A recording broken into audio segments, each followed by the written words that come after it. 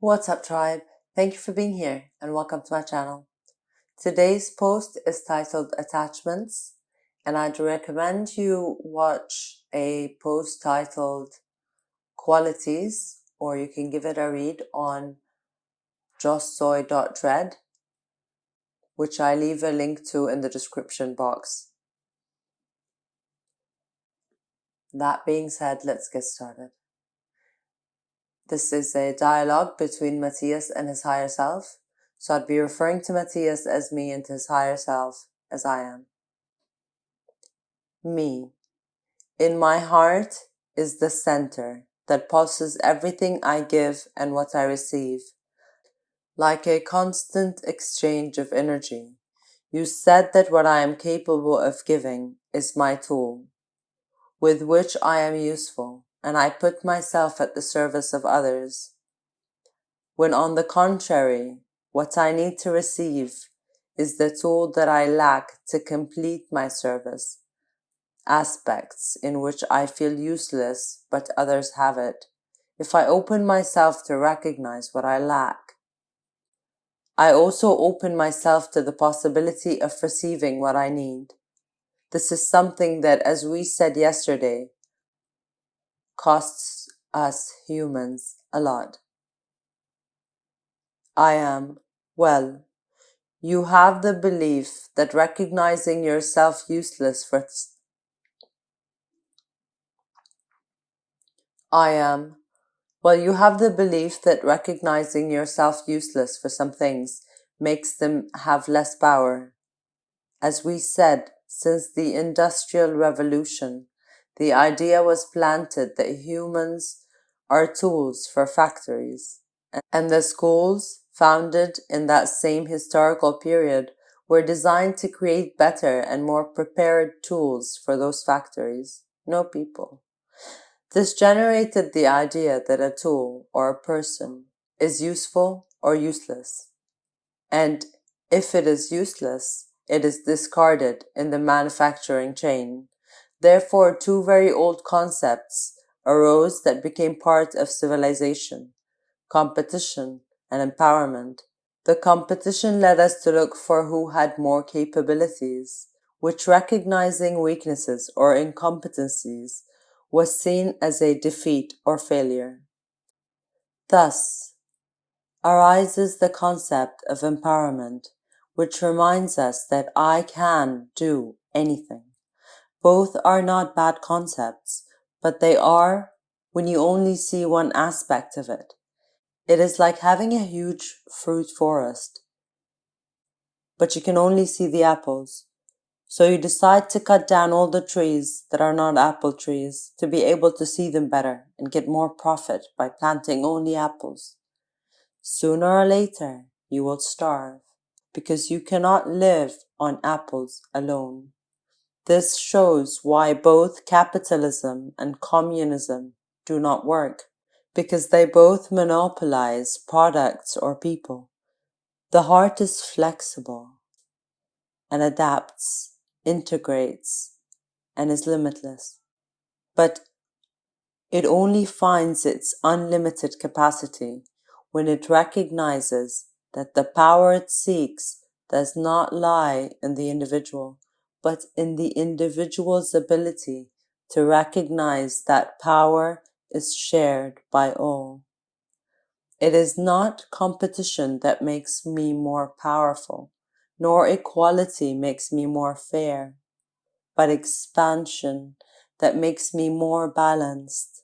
Accepting my weaknesses, I recognize the power in the other, and opening myself to the other to ask for help, I recognize the strength that collaboration generates.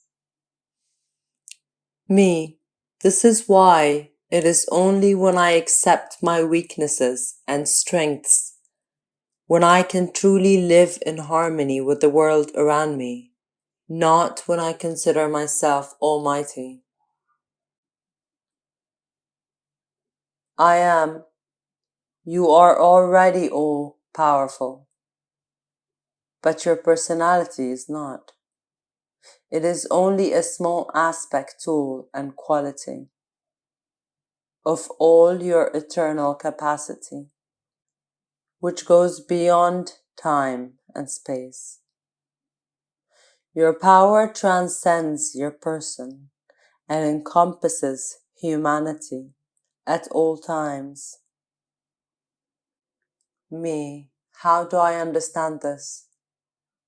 I am when you become aware that everything that exists is a constant projection and that all humans are just aspects of the same organism that shares the same root, genetics, history, made up of the same elements beyond DNA of the races, the capacities. You are all carbon, nitrogen, oxygen, hydrogen, sulfur, iron, salts, etc. So you understand that each human is a tree in a forest or a rock in a mountain, living in symbiosis. Thus, if one needs something, the other will have what it takes to make up for it. But if you close yourself to that possibility, believing you are separate, you will never see what they are giving you. Being self-sufficient does not imply not depending on anyone. It implies living in balance with everyone. The problem is that today, in the belief of separation, you live more dependent on others than any other species.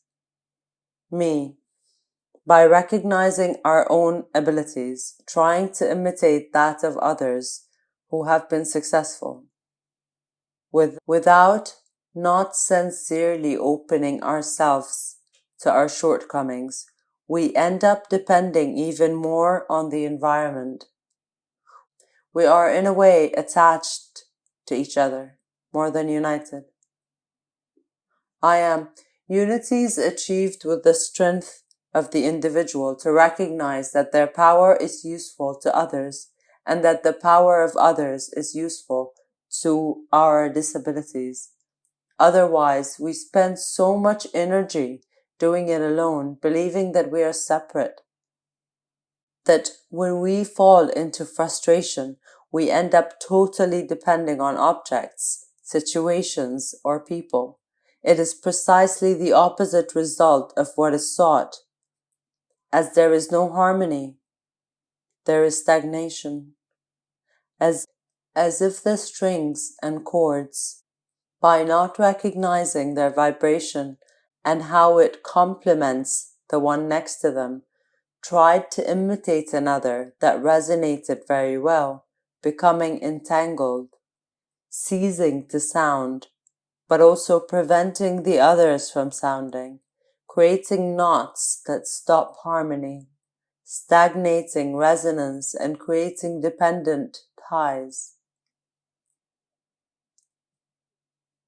Me, that is what we call attachment.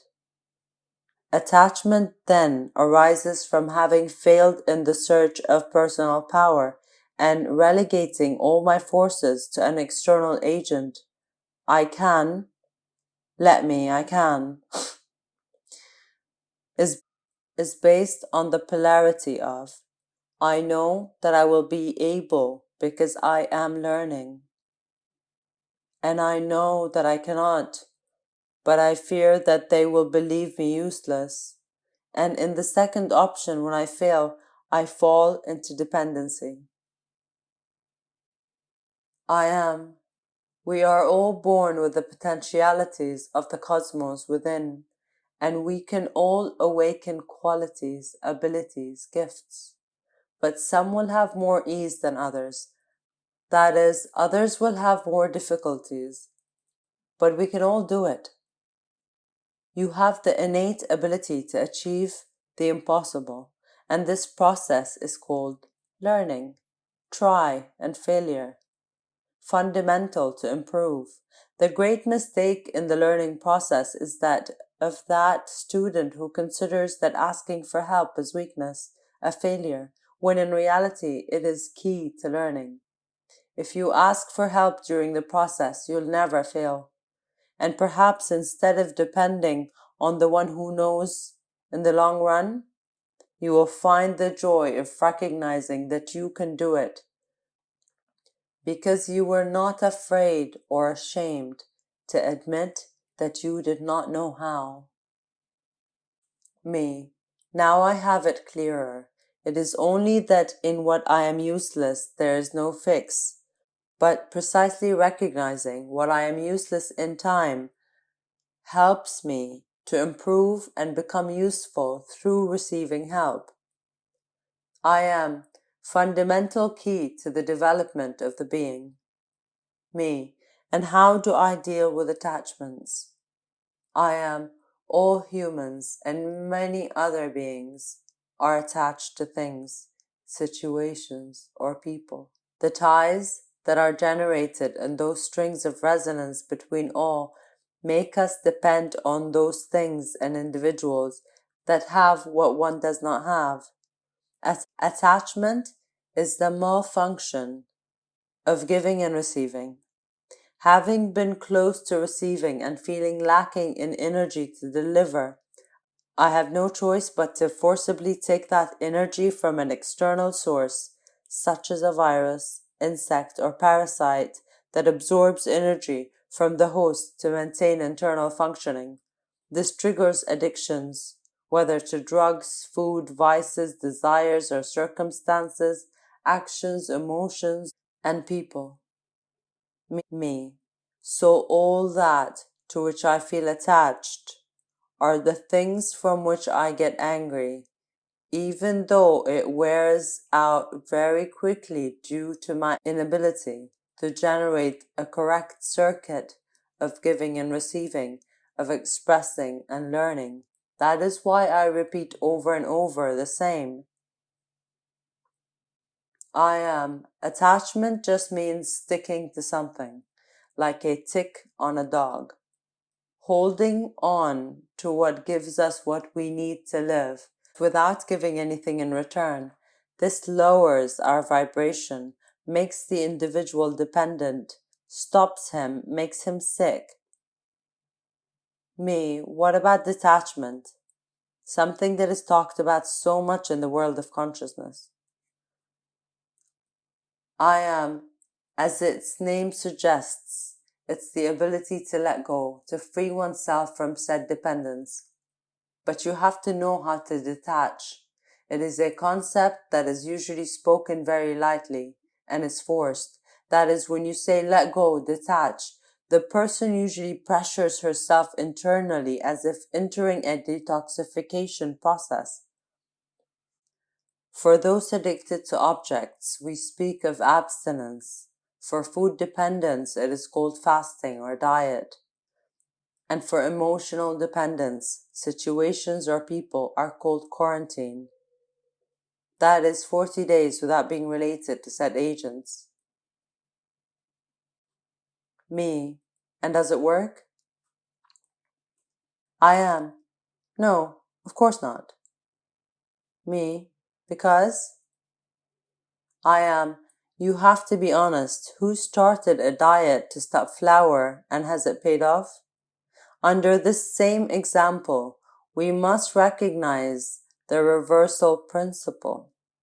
In other words, if you stop eating flour for a month, you'll probably eat flour every day by the fourth week. If you have problems with your partner and you decide to distance yourself or separate, you will surely re-enter a relationship in which the same thing happens to you. You know why? Me. I do not. I am. Because you believed that the problem of your dependency was the flour or your partner, and it is not like that. It is your inability to generate a balanced circuit in the energy of your body. It is not having the courage to recognize your shortcomings, your disabilities, what you need, your weaknesses. Not to go back in time and face the moment when you began to see flour or your partners as a solution to your problems. Me, I understand. It is the typical boomerang effect. As much as you throw it and let it go, it will come back with the same force. What is missing is not what I see today, but the energy that links me to the subject.